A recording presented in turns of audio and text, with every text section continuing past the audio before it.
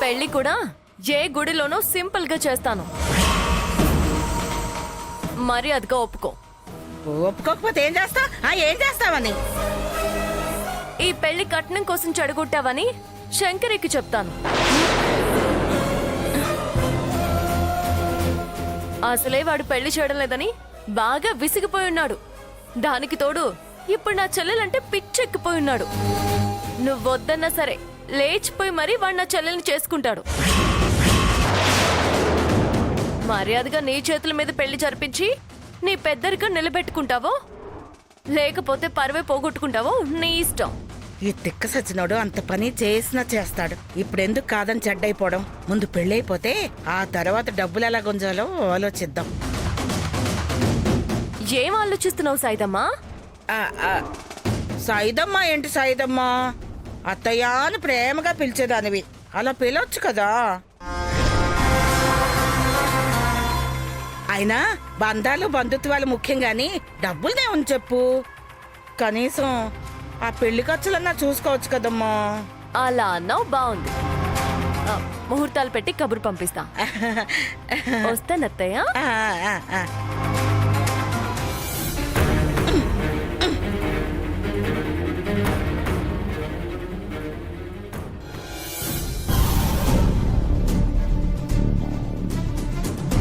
నానా, నానా, నానా. మీ నాన్న ఇంకా ఆఫీస్ నుంచి రాలేదే? బయట నుంచే కేకలేస్తూ వస్తున్నావు, ఏమైందే? టైం అయింది కదమ్మా, ఇంకా రాలేదేంటి? అప్పు తీర్చమని చెప్పి ఇంట్లో వచ్చి కూర్చుంది కదా. ఆ అప్పు కోసం ఎక్కడెక్కడ తిరుగుతున్నారో, ఎవరిని డబ్బులు అడుగుతున్నారో విషయం ఏంటో చెప్పవే. ఏముంది, ముహూర్తాలు ఎప్పుడు పెట్టుకుందామని అడగడానికి సైతం ఇంటికి వెళ్ళాను. పెళ్లి జరగాలంటే కట్నం ఇవ్వాలంట, 7 లక్షలట.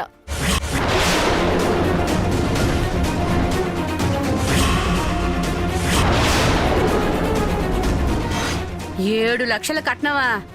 సరిపోయింది. ఉన్న అప్పు ఎలా తీర్చాలా అని ఏడుస్తుంటే ఇప్పుడు కట్నం కోసం 7 లక్షలు ఎక్కడి నుంచి తెచ్చేదే? అయినా పైసా కట్నం అక్కర్లేదు, తిరిగి వాళ్లే పెళ్లి ఖర్చులు పెట్టుకుని పెళ్లి చేస్తారు అన్నావు. మరి కట్నం గోలేంటే? వాళ్ళని చూసినప్పుడే అనిపించింది చివరికి ఇలాంటి మెలికేదో పెడతారని. అయినా ఈ రోజుల్లో కట్నం తీసుకోకుండా పెళ్లి చేసుకునే వాళ్ళు ఎవరున్నారే? ఈ సంబంధం మనకి రాసిపెట్టు లేదని వదిలేసి ఒక్కసారి ఆ అబ్బాయితో మాట్లాడవే.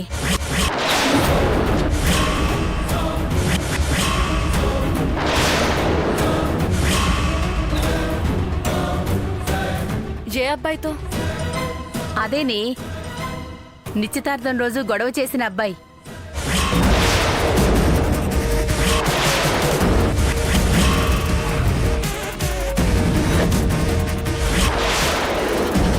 ధరణిని ఇష్టపడుతున్నాడే. ఆ సంబంధం చేస్తే ఇద్దరూ సంతోషంగా ఉంటారు. నా మాట విని ధరణి నొప్పించు, వెళ్ళి మాట్లాడదాం. ఏమీ లేదని ధరణి చెప్పింది కదా, ఇంకా వాడి గురించి ఆలోచిస్తావేంటమ్మా? అయినా చెప్పేది పూర్తిగా వినకుండా ఎందుకలా ఆవేశపడతావు? 7 లక్షలు కట్నం అడిగిందని చెప్పా, కానీ మనం ఇవ్వాలని చెప్పానా? కట్నం అడిగితే కేసు పెడతాననగానే వెంటనే కాళ్ల బేరానికి వచ్చింది. మనదే ఆలస్యం, ఎప్పుడు ముహూర్తాలు పెడితే అప్పుడే పెళ్లి.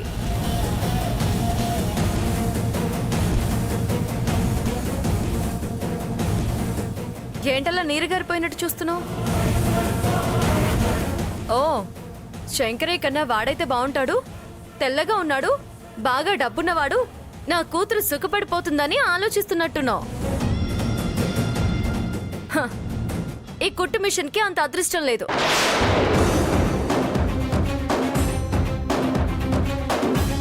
దాని మొహానికి ఆ శంకరయ్య ఎక్కువ.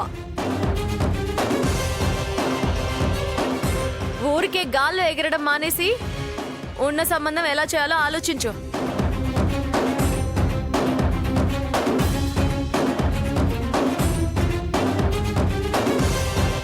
పొరపాటును కూడా ఈ సంబంధం గురించి కామెడీ చేయకూడదు. నిజంగానే ఆపేసేలా ఉన్నారు.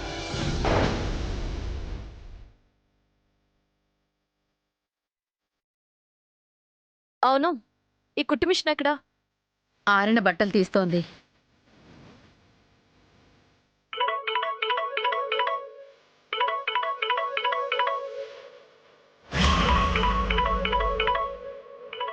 బాబాయ్ బాబాయ్ ఎవరు? ఒకవేళ డౌట్ రాకుండా పేరు మార్చి ఉన్న పెట్టిందా?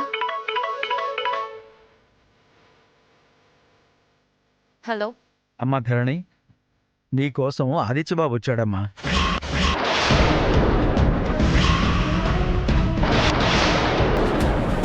నువ్వు రాలేదని చెప్పినా ఫోన్ చేయమని బలవంతం చేశాడు. నువ్వు వస్తే గాని వెళ్ళేలా లేడమ్మా. తొందరగా రా.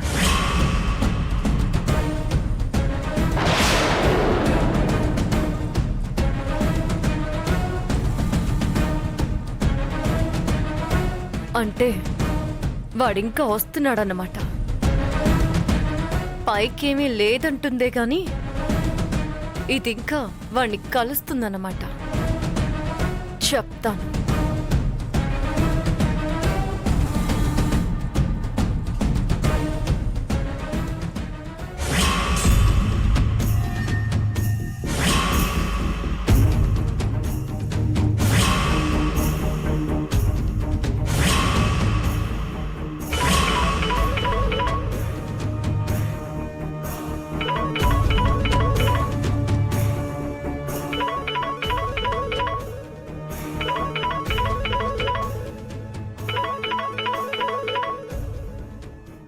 చెప్పండి బాబాయ్. ధరణి, బయలుదేరుతున్నావు కదా? ఎక్కడికి బాబాయ్? అదేంటమ్మా, ఇప్పుడే ఫోన్ చేసి ఆదిత్యబాబు వచ్చాడని చెప్పాను కదా. అవునా? అంటే అంతకు ముందు ఫోన్ చేస్తే అక్క లిఫ్ట్ చేసిందా? బాబాయ్ ఏదో ఒకటి చెప్పి పంపించేయండి. ఎంత చెప్పినా వినట్లేదమ్మా. నువ్వు వచ్చి మాట్లాడి ఏదో ఒకటి చెప్పి పంపిస్తే బాగుంటుంది. సరే బాబాయ్, వస్తున్నాను. అలాగేనమ్మా. వస్తుందట బాబు. అయ్యో, మళ్ళీ ఈయన ఎందుకు వచ్చారు? ఏం మాట్లాడతారో, ఏం చెప్పి పంపించాలో.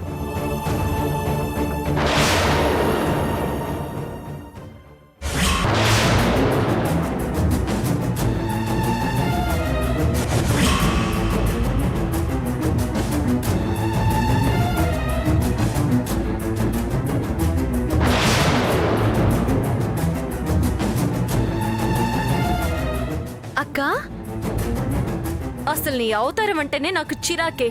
అయినా ఎందుకు వేసుకున్నానో తెలుసా? ఈ రోజు నీ బాగోతం ఏంటో వాడి బాగోతం ఏంటో తేలిపోవాలి.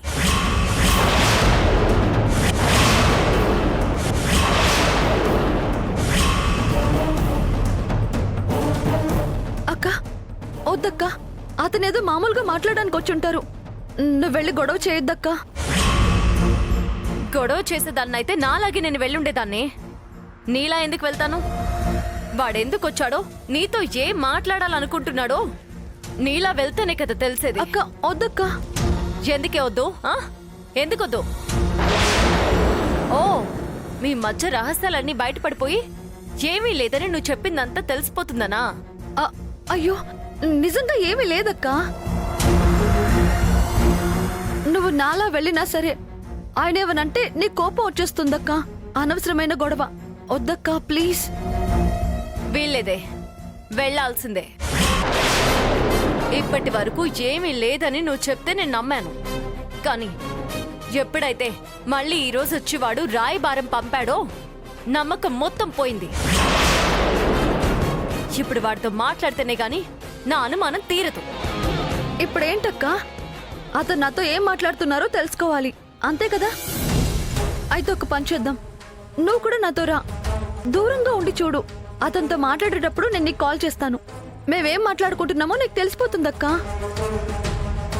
ప్లీజ్ అక్క, మళ్ళీ ఏ చిన్న గొడవ జరిగినా షాప్ దగ్గర నా పరువు పోతుందక్క. ప్లీజ్ అక్క. సరే వెళ్దాం పద. మధ్యలో ఫోన్ కట్ చేసావో డైరెక్ట్ గా వచ్చి ఇద్దరిని వాయించేస్తాను. పద పదక్క.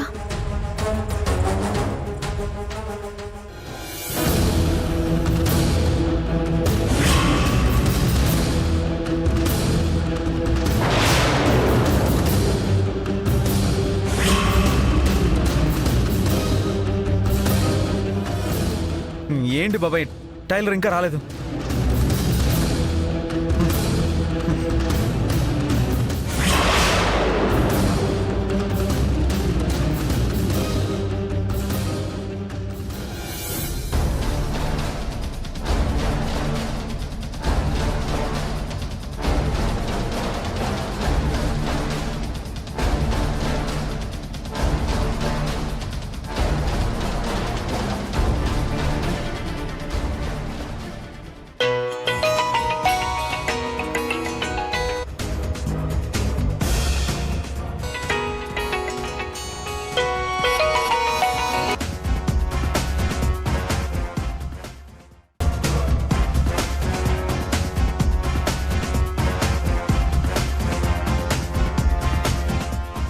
నాకు ధరణి భారీగా దొరకటమే పెద్ద గిఫ్ట్ కదా.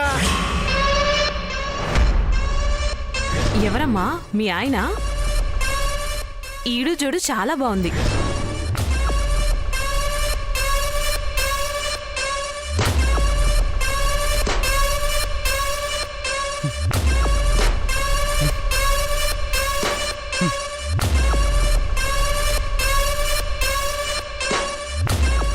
Hi tailor. ఎందుకు వచ్చారు? ఎందుకేం టైలర్? చెప్పాను కదా నువ్వు గుర్తుకొస్తున్నావని. మర్చిపోవాలంటే నేను రావాలి, నీ దగ్గర ఉండాలి కదా. అసలు మీ గురించి ఏమనుకోవాలో అర్థం కావట్లేదు. వచ్చారు సరే, ఇక్కడ నేను లేను కదా. వెంటనే బాబాయ్ చేత ఇంటికి ఫోన్ చేసి మరీ కబురు పెట్టించాలా? మరేం చేయండి టైలర్? నిన్ను ఎక్కువసార్లు కలుస్తాను కదా, అప్పుడే కదా నేను నిన్ను మర్చిపోతాను. పిచ్చా వీడికి, ఎంత ఎక్కువ కలిస్తే అంత మర్చిపోతానంటున్నాడేంటి? మంచిగా చెప్తే అర్థం చేసుకోరు, తిడితే కోపంలో ఏం చేస్తారో తెలీదు. ఎలా చెప్పాలి మీకు?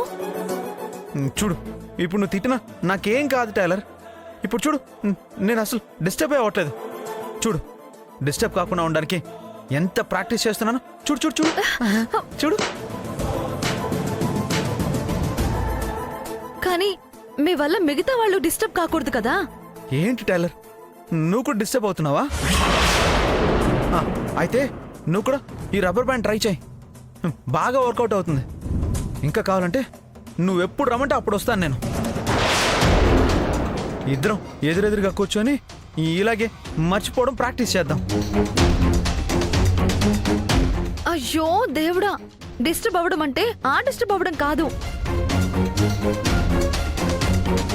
నాకు పెళ్లి కాబోతోంది కదా. ఆల్రెడీ మీ వల్ల ఒకసారి గొడవ జరిగింది.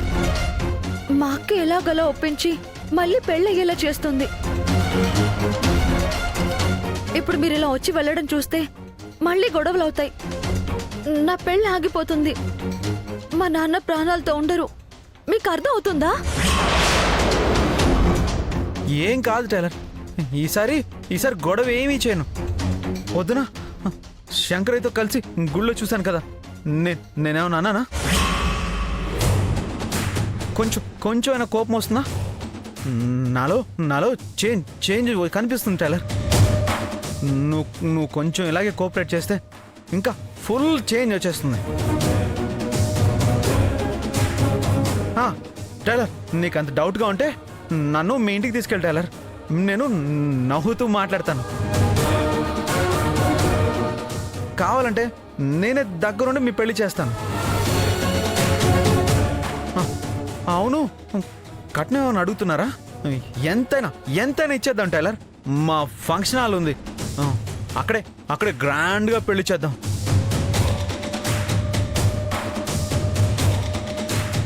నువ్వు నన్ను సేవ్ చేసావు టైలర్, బ్లడ్ కూడా ఇచ్చావు. నాలో నీ బ్లడ్ ఉంది కదా, నీకోసం ఆ మాత్రం చేయలేనా? చెప్పు టైలర్, చేసేద్దామా? మీరేమీ చెయ్యొద్దు. మళ్ళీ నలుగురు 4 రకాలుగా అనుకుని ఏ గొడవ జరగకముందే మీరు వెళ్ళిపోండి.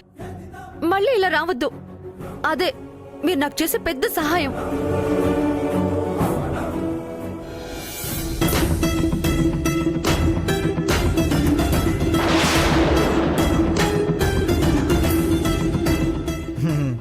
నేను నేను రాకూడదంటే మరి నువ్వు కూడా మా ఇంటికి రాకూడదు.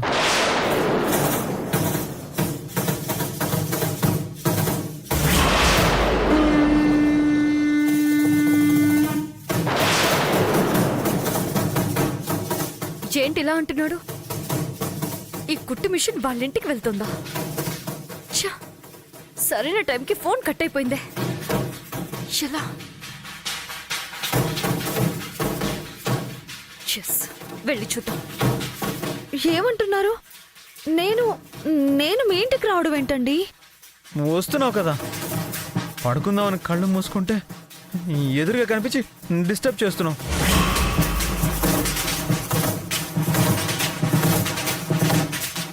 ఏదైనా పని చేసుకుందాం అనుకుంటే బుర్రలోనే దూరిపోయి ఇంకా డిస్టర్బ్ చేసేస్తున్నావు.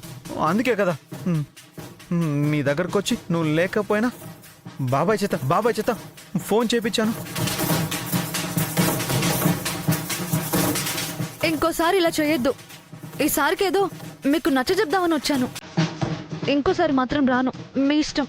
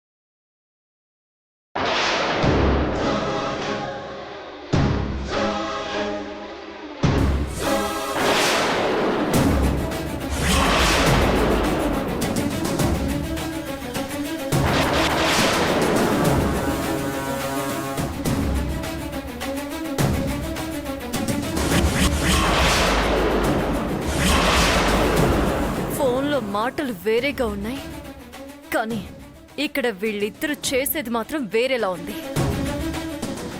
ఎంత ఫోన్ని చేసింది నన్ను. ఛ!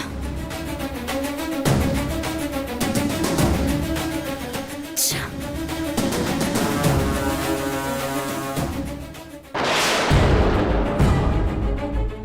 అబ్బా వదలండి. ఏం చేస్తున్నారు? నేనేం చేశాను టైలర్? పడిపోతే పట్టుకున్నాను. అది తప్పేనా?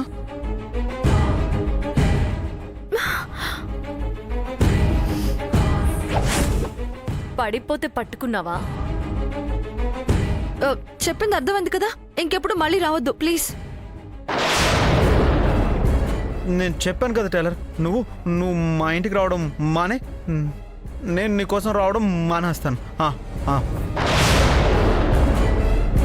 ఇందాక అదే మాట అన్నారు, ఇప్పుడు అదే మాట అంటున్నారు.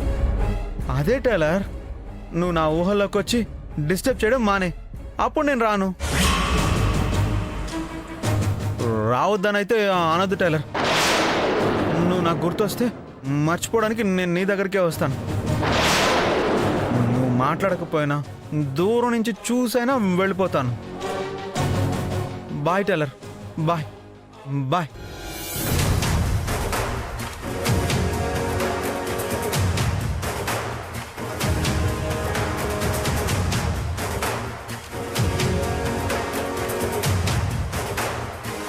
ఈ కుట్టు మిషన్ సైడ్ నుంచి ఏ ప్రాబ్లం లేదు.